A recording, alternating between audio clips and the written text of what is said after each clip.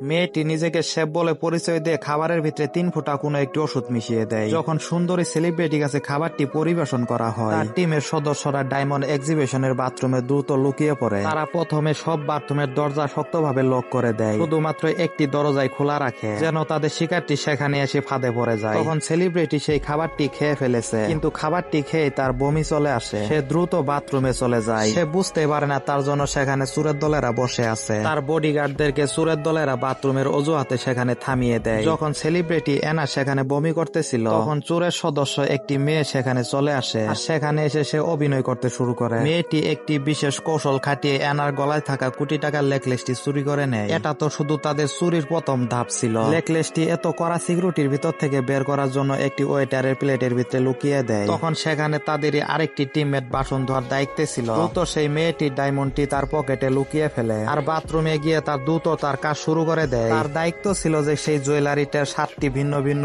জুয়েলারিতে রূপান্তরিত করা। কিন্তু যদি তারা ধরা পড়ে তাদের জেলে যাওয়া নিশ্চিত ছিল। তখনই বডিগার্ড দেখতে পায় মেয়েটির গলায় কোনো নেকলেস নাই আর দ্রুত পুরো বিল্ডিংটি লক করে দেয় আর সেখানে থাকা সবাইকে চেক করতে শুরু করে। চোরের দলেরা হুবহু দেখতে নকল একটি নেকলেস সেখানে ফেলে রেখেছিল আর ওটা খুঁজে পেয়ে গার্ডেরা ওটাই আসল মনে করে। তারা খুব সহজেই টুকরো করা জুয়েলারি পরে সেখান থেকে বের হয়ে যায়। ভিডিওটি ভালো লাগলে একটি লাইক ও চ্যানেলটি সাবস্ক্রাইব করে যাবেন।